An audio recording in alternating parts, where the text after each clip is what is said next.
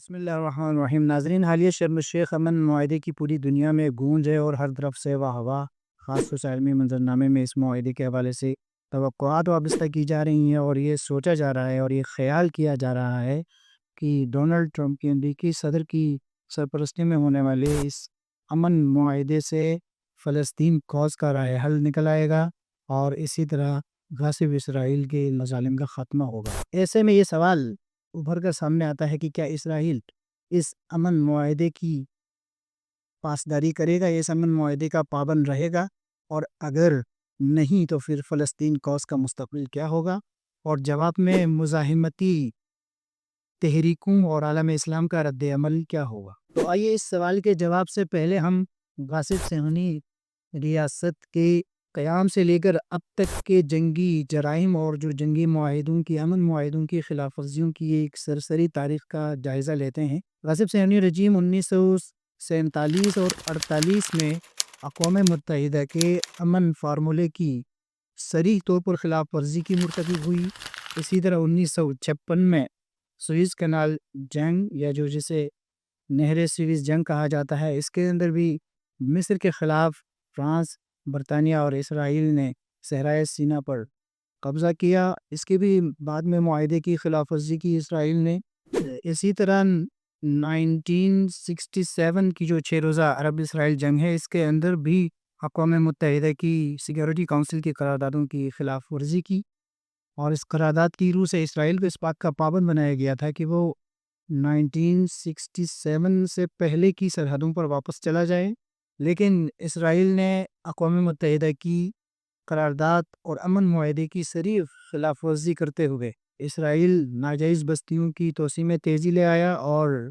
فلسطینیوں کے قتل عام۔ اسی طرح اسرائیل 1973 میں یعنی 1973 میں مصر اور شام کے خلاف جو جنگ کیپور کے نام سے جانی جاتی ہے، اس جنگ کے اندر بھی امن معاہدے کی صریح خلاف ورزی کا مرتکب ہو چکا ہے۔ اسی طرح 1993 میں جو اوسلو معاہدہ امریکی صدر کے حکم پر یا امریکہ کی ثالثی میں PLO کے سربراہ یاسر عرفات اور صہیونی وزیر اعظم اسحاق رابن کے درمیان طے پایا، اس معاہدے کی بھی اسرائیل نے پابندی نہیں کی اور بلکہ صریح خلاف ورزی کا مرتکب ہوا۔ غاصب صہیونی رجیم صرف فلسطینیوں کے ساتھ ہی جنگ بندی معاہدوں کی خلاف ورزی کا مرتکب نہیں ہوا، بلکہ لبنان کے ساتھ ہونے والی جنگوں میں بھی اسرائیل نے صریح امن معاہدوں کی خلاف ورزی کی۔ 2006 کی جنگ اور پچھلے سال گزشتہ جو 2024 کی جو جنگ لبنان اور اسرائیل کے درمیان اور اس میں جو امن معاہدہ ہوا، اس کے اندر بھی ابھی تک عالمی مبصرین اور میڈیا رپورٹس کے مطابق 4,500 مرتبہ اسرائیل اس جنگ بندی معاہدے کی خلاف ورزی کر چکا ہے۔ سب سے اہم بات یہ ہے کہ حالیہ شرم الشیخ معاہدے کے فوراً بعد اگرچہ اسرائیل بالواسطہ طور پر اس میں شریک رہا اور نیتن یاہو نے رسمی طور پر اس معاہدے کے پابند رہنے کا امریکہ کو اور دیگر ممالک کو پابند رہنے کی یقین دہانی کرائی، لیکن اس کے باوجود معاہدے کی خلاف ورزی کرتے ہوئے دسیوں فلسطینیوں کو شہید کیا۔ ناظرین، اسرائیلی مظالم اور جنگی جرائم خاص طور پہ امن معاہدوں کی خلاف ورزی کے سرسری جائزے کے بعد ہر منصف مزاج مبصر اور اسی طرح ہر انسان اس نتیجے پر پہنچ جاتا ہے کہ غاصب صہیونی ریاست کے ساتھ کسی قسم کا جنگی معاہدہ قرین عقل نہیں ہے۔ یہاں ایک اور سوال جنم لیتا ہے کہ اگر اسرائیل، جیسا کہ اس جائزہ رپورٹ کے اندر دکھایا گیا ہے کہ اپنے ناجائز قیام کے آغاز سے لے کر حالیہ شرم الشیخ معاہدے تک مسلسل خلاف ورزیوں کا مرتکب ہوا ہے، تو پھر ایسے میں فلسطینی مزاحمتی تحریکیں خاص طور پہ حماس شرم الشیخ کے اندر اسرائیل کے ساتھ امن مذاکرات میں کیوں بیٹھی؟ اس سوال کا جواب یہ ہے کہ حالیہ شرم الشیخ معاہدہ اگرچہ ابراہیم ایکارڈ کا حصہ بنانے کے لیے اور اسرائیل کو شکست جو رسوائی ہوئی ہے عالمی سطح پر اور تنہائی کا شکار ہوا ہے، اس سے بچانے کے لیے ڈونلڈ ٹرمپ اور اس کے اتحادیوں کی کوششیں ہیں اس معاہدے کے اندر، لیکن اس کے باوجود حماس نے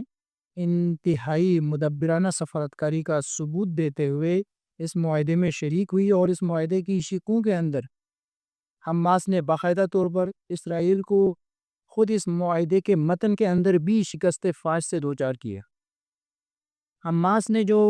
شقیں یا جو شرائط اس معاہدے کے اندر رکھی اس میں غزہ سے صہیونی قابض افواج کا انخلا، قیدیوں کا تبادلہ اور غزہ کا انتظام اس معاہدے کے اندر ڈونلڈ ٹرمپ کی طرف سے اور دیگر اتحادیوں کی طرف سے اس معاہدے کی شق کے طور پر اس کو متن کے اندر لایا گیا ہے کہ فلسطین کا خاص طور پہ غزہ کی پٹی کا انتظام غیر فلسطینی کمیٹی کے ہاتھ میں ہوگا۔ ایک امن بورڈ تشکیل پائے گا، اس بورڈ کی سربراہی ڈونلڈ ٹرمپ کی ہوگی اور ایک انتظامی کونسل اس کے نیچے یا نگراں کونسل کام کرے گی جو ٹونی بلیئر صاحب ہینڈل کریں گے اس معاہدے کی روح سے۔ لیکن حماس نے اس شق کو مسترد کرتے ہوئے یہ زور دیا ہے کہ فلسطین کے خاص طور سے غزہ کے سیاسی اور ہر طرح کے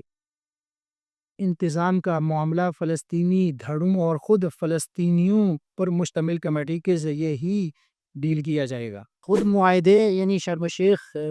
امن معاہدے کی شقوں اور متن کو سامنے رکھتے ہوئے اس سوال کا جواب آسانی سے مل جاتا ہے کہ حماس نے انتہائی تدبر اور سفارتکاری کے میدان میں بھی اسرائیل کو شکست فاش دی اور اسرائیل وہ اہداف جو 2 سالہ جنگ کے اندر 2 سالہ جارحیت کے اندر حاصل نہیں کر سکا تھا، جس کی وجہ سے اسے عالمی تنہائی اور رسوائی کا سامنا تھا، جو حماس جیسی ایک چھوٹی جماعت کو غزہ کے اندر شکست نہیں دے سکا، وہ شرم الشیخ معاہدے کے اندر بھی حماس کا پلڑا بھاری رہا اور حماس نے اس معاہدے کے اندر اپنی شقیں منوائی غیر مسلح ہونے کی شرط، اور اسی طرح غزہ کی غیر فلسطینی کمیٹی کے ہاتھوں انتظامی کونسل کے مطالبے کو یا تجویز کو حماس نے مکمل طور پر مسترد کر کے اس معاہدے کے اندر اپنی برتری ثابت کی۔ لہٰذا شرم الشیخ معاہدہ اگرچہ امریکی صدر اور اس کے اتحادیوں کے کہنے پر ابراہیم ایکارڈ کا حصہ ہی ہے، لیکن حماس نے، مقاومت نے، مزاحمتی تحریک نے نہایت استقامت اور دانشمندی کا ثبوت دیتے ہوئے اسرائیل کو اس معاہدے کی روح سے شکست فاش دی، اور جو اہداف اسرائیل جنگ کے اندر حاصل نہیں کر سکا، امریکہ اور اس کے اتحادی ممالک یہ سوچ رہے تھے کہ اس معاہدے کے ذریعے حاصل کر پائے گے، حماس نے نہایت تدبیر کے ساتھ امریکی اور اسرائیلی منصوبے کو خاتمے ملا دیا اور اس معاہدے کا حصہ بن کر ان کے سارے اندازے غلط ثابت کر دی۔ ناظرین، اگلا سوال یہ ہے کہ اگر اسرائیل، جیسا کہ سرسری جائزے سے معلوم ہوا کہ جنگ بندی معاہدے کی خلاف ورزی کا مرتکب ہوتا رہا ہے اور ابھی بھی غزہ کے نہتے فلسطینیوں پر مظالم ڈھا رہا ہے، اور ادھر سے حماس اور فلسطینی مزاحمتی تحریک امن معاہدے کے شرم الشیخ امن معاہدے کا حصہ بنی، اگلا سوال یہ ہے کہ اسرائیل کی خلاف ورزی کو سامنے رکھتے ہوئے فلسطین کوز کا مستقبل کیا ہوگا، اور فلسطین کو قبلہ اول کو غاصب اسرائیل سے بچانے کا راہ حل کیا ہے، اور اس راہ حل کی راہ میں درپیش رکاوٹیں کون سی ہیں؟ اس سوال کا جواب یہ ہے کہ فلسطینی قیادت اوسلو، کیمپ ڈیوڈ معاہدے اور بعد کی جنگ بندیوں کے اسرائیل کی طرف سے مسلسل خلاف ورزی کے نتیجے میں اس نتیجے پر پہنچ چکی ہے کہ غزہ ارض فلسطین کی آزادی کا واحد حل مزاحمت کے اندر مضمر ہے، اور مزاحمت ہی وہ نسخہ ہے جس کی بدولت ارض مقدس کو، اور صرف ارض مقدس فلسطین ہی نہیں بلکہ پورے مغربی ایشیا کو اسرائیل کے مظالم اور اس کے توسیع پسندانہ عزائم سے بچایا جا سکتا ہے۔ لہٰذا فلسطین کی آزادی اور بلکہ مغربی ایشیا کے اندر امن کی ضمانت کا واحد نسخہ مزاحمت ہے جو اسرائیل کو لگام دے سکتی ہے۔ البتہ اس مزاحمت کی راہ میں کچھ رکاوٹیں ہیں جن کی طرف اشارہ ضروری ہے۔ فلسطین اسرائیل جنگ یا حماس اسرائیل جنگ کے اندر جو سب سے بڑی رکاوٹ اب تک مزاحمت کو جو زخم اٹھانے پڑے ہیں وہ غیروں کے نہیں ہیں، اپنوں کے دیے ہوئے زخم ہیں۔ اس 2 سالہ جنگ کے اندر صہیونی جارحیت اور بربریت کے اندر مسلمان تماشائی بنے رہے، اقوام متحدہ بے بسی کا مظاہرہ کرتی رہی، عالمی برادری نے انتہائی مجرمانہ خاموشی کا سہارا لیا، امریکہ پھلے بندوں اس کی فوجی اور عسکری مدد کرتا رہا، یورپی ممالک اور یورپی استعمار سیاسی حمایت کرتا رہا اسرائیل کی، جس کے نتیجے میں فلسطین کی آزادی کا مسئلہ فی الوقت سر دست کھٹائی میں پڑ رہا ہے، لیکن اس کی آزادی کا واحد نسخہ مزاحمت ہے، جس کے لیے عالمی دباؤ اور سفارتکاری کے علاوہ غزہ یا خاص طور سے فلسطین کی آزادی کے لیے جو بہترین مؤثر عامل ہو سکتا ہے وہ غاصب صہیونی رجیم کا سوشل اور اقتصادی بائیکاٹ ہے۔ صہیونی رجیم کا بائیکاٹ ہے، جس میں سوشل، عسکری، اقتصادی اور تمام طرح کا بائیکاٹ شامل ہے، تاکہ یہ رجیم غزہ کے نہتے مسلمانوں پر ظلم کرنے سے گریز کرے اور اس طرح دباؤ کا شکار ہو۔ تیسرا اور آخری فیکٹر جو بہت زیادہ مؤثر ہے وہ مسلمان ممالک کا اسرائیل کے خلاف اتحاد ہے۔ جیسا کہ مقاومت کی، مزاحمت کی قیادتیں شروع سے ہی اس